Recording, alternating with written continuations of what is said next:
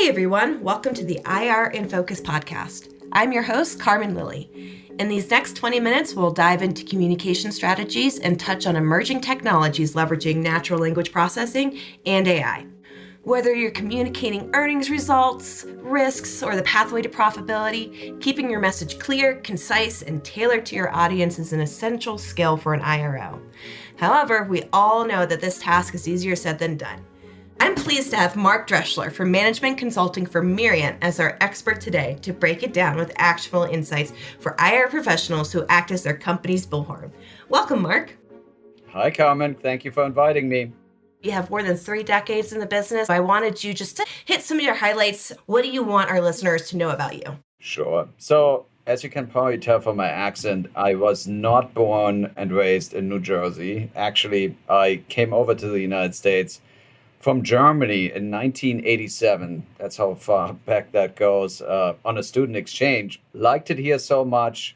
Sort of got my first gig after college on Wall Street for a German bank called Carmens Bank, which is the second largest commercial bank in Germany, at their New York office. And I started my career in trading. So that was on the FX, foreign exchange, currencies, trading floor back in the day. And in 1997, I had the chance to venture into something that was completely new for me at the time, which was investor relations and financial communications for a company called Citygate Rogerson. And they were really known for all the big privatizations that they worked on of the British government. And I worked in the German office, which was privy to some of sort of the largest privatizations that the Federal Republic of Germany, that the government really did in the late 90s and early 2000s. So think of Deutsche Telekom, which is T-Mobile over here, Deutsche Post, which bought DHL over in the United States, the Frankfurt Airport. So all of these different assets of the German government that went public. And that was sort of my intro, if you want, into the world of investor relations and financial communications, and had different stints at different places. And one of them, of course, was Ketchum, one of the largest global agencies that invested and merged with a company in Germany. And later on in 2011, I was fortunate enough that they asked me to run their financial comms practice out of the New York office, which is the headquarter. It's an Omnicom firm. And I've been now with IPG, Interpublic Group, and Weber Shandwick since 2018, running their capital markets practice. So a long way of saying a lot of clients along the way of IPOs, investor relations programs, special situations. You mentioned a couple of these things. And yeah, it just keeps getting more and more interesting each year with all the different challenges that we have and interesting opportunities that we have with new investors coming on board and new technology, of course, and everything that's going on around the world of that our clients are exposed to. Yeah, there's so much information out there right now that folks have to react to.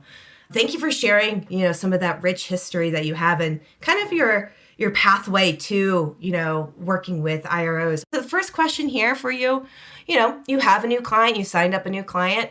Take us through some of the basics and how you approach developing a communication strategy for them. When we are thinking about a communication strategy for a client, the first question we ask is this a special assignment, which oftentimes it is, right? Whether that's a transaction-related assignment, sometimes it can be a special situation that we get pulled into, or whether that's sort of building a long-term reputation and IR program and supporting on that. And then sort of from that, of course, we want to make sure that the communication strategy really ladders up to the overall business strategy and plays into that. And what that means is, making sure that we understand, what the objectives are for the client, that we match that with the context of the organizations, the peers, the peer group of the organization that we are working with. And then, of course, making sure that the program is not isolated, right, just to investors. And investors, as you know, come in so many different flavors already, but that it's embedded in and integrated in the broader communications program. So, we think really of every strategic program that we are fortunate to partner with our clients on in a holistic fashion, because all financial communications really do ladder back up to all the different audiences and stakeholders that the organization touches, right? And then we want to make sure that we bring sort of the right data, the right insights to our clients to arm them with decisions that then make sense in terms of their communications strategy. I would like to unpack a couple of those things there. One of the biggest communication issues that I've seen in the corporate world is the practice of what some folks would call deceptive marketing. One prominent and current example of this that you see in the news a lot is greenwashing, where some of those companies are attempting to capitalize on the swell and interest for information regarding a company's sustainability practices. How do you avoid that temptation of the short-term reactionary communication and ensure what sort of communication strategy and program that you're building for them, are aligned with the client's overall long-term business objectives? Yeah, I think you already mentioned it. The second piece is key, right? We do want to make sure that we bring to bear proactively the communications, that the narrative or storylines, right, that really pay off and ladder up to the strategy that the organization or the client has. Not jumping on every bandwagon.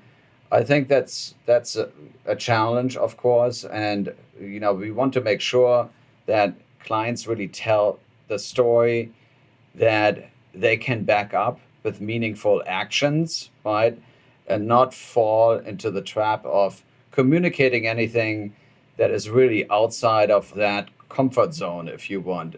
Because if actions are not connected to the communications, there's a chance that they can fall flat, right? So we want to make sure that that is connected. And then I think you have to be mindful of the environment that you're in, especially now more than ever. There's so much information out there, so many platforms. So you want to pick the spots that you think are valuable to your stakeholders, right, and your audiences that you want to be seen and want to be heard from. So making sure that you really operate in the sweet spot of the stakeholders that matter to you. And then, of course, you can sort of build up more of a profile as you launch more actions that are aligned with your purpose and your values and really what the organization is passionate about. Communication really needs to be connected with actions. And I imagine if that's not the case, and if it doesn't align with your company's strategy, that, you could risk some reputational risk there as well. Let's go back to a little bit more about how you build that communication strategy for a client. Can you tell me what role does research and data play into developing those communication strategies? And how do you gather and analyze that data? Yeah, data and insights, of course, are critical to any communications strategy. There are insights, right, that are not out there prominently in the public domain, or that some of your stakeholders are not aware of. But one of our partners, of course, is S&P Global Market Intelligence, and the listening tools, right, that they have developed around perception studies, rapid insights of investors. I think playing that back to our clients with, here's sort of where the expectations are and where the void is, or sometimes we call it the white space, where we need to move the needle to, bring some new insights to our audiences. That can be key and is, of course, very, very important to not only to our clients, but it's also important to get that data out and shared with audiences in a timely manner. I'm so glad you brought that up because you can't escape a conversation these days without someone talking about, the rise in AI. So like ChatGPT, for example, it's all over the place. And we've seen, natural language processing also kind of emerge as part of this AI trend. I wanted you to kind of expand on how you stay up to date on some of these latest communication trends and how do you kind of fold those back into your best practices? Yeah, I think where we have a lot of new tools that we are deploying is definitely in the AI sector, for sure. I think we are really good now at, getting and conversations and uncovering conversations that we really weren't privy to, several years back. So I would say that our place is really at the forefront of some of these technologies, and it's really interesting, of course, that in social media, right, you have a lot of different voices, a lot of different audiences, sometimes propelling their own agenda, and I think it's important for organizations to know kind of what they are walking into, and where sort of the fault lines are of conversations. So I think from that perspective, it's really important to read the tea leaves, right? What context you're up against on a particular issue. I think that's the goal, and that's why some of these tools, of course, can be very, very helpful in making sure that we are aiming for consistency and for clarity. An IR professional has to go out and talk to various folks who can hail from different types of financial backgrounds and financial proficiencies. Can you go a little bit more specific for us in terms of how you have tailored communication strategies in the past that really resonate with specific or various target audiences? Yeah. Well, I'll give you an example.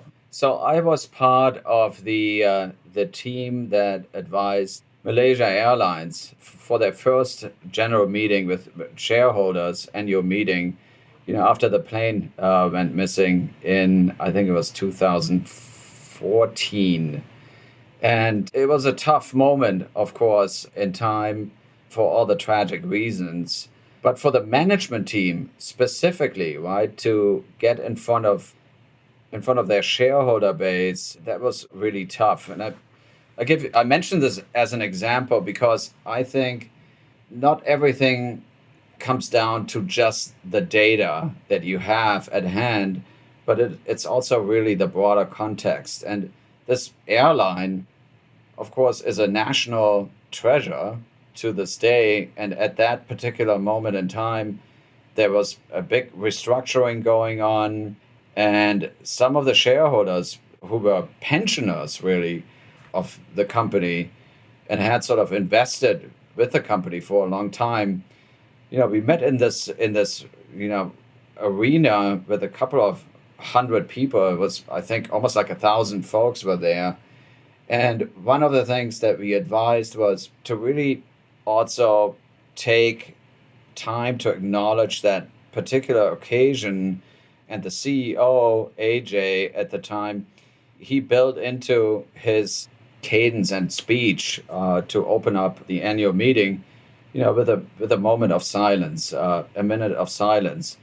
And, that moment, I remember that really was such a sort of powerful moment for everybody in the room also to acknowledge that, while the financials of the company, of course, were in focus of that day and, were impaired, we knew that there was also this really emotional element connected to it, of course. And I think it set the tone for the meeting.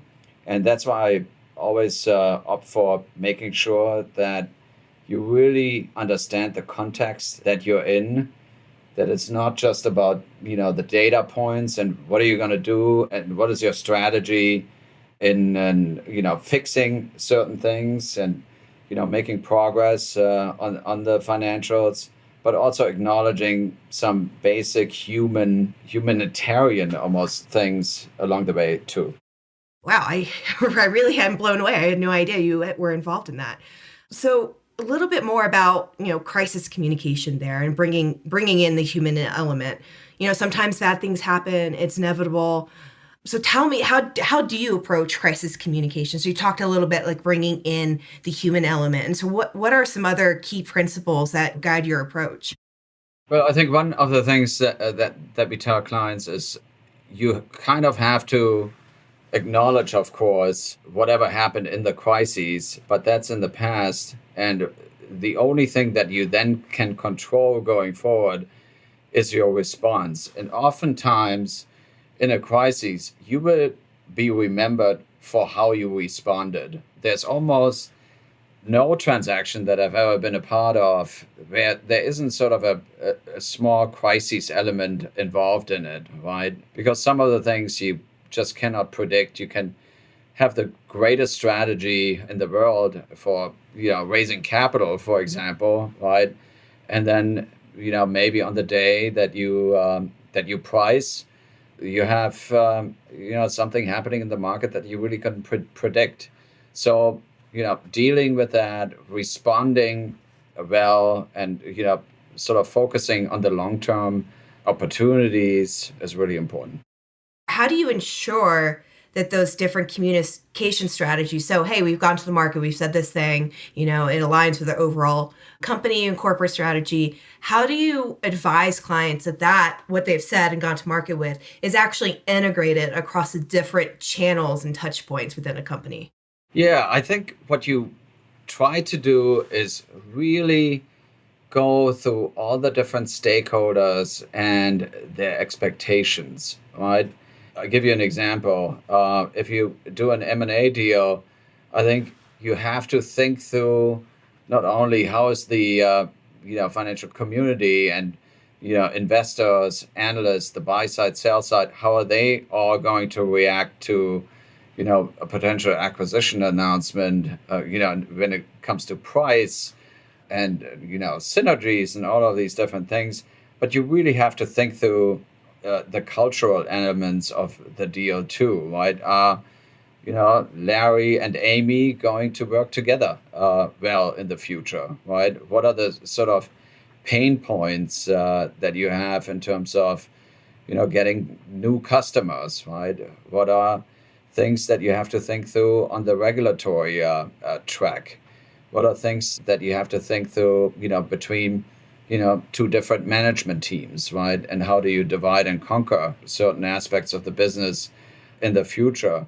So going through each audience and each stakeholder with their expectations and sort of making sure that you're tracking also against their expectation, again, it's context, is an important task and can give you good cues, right?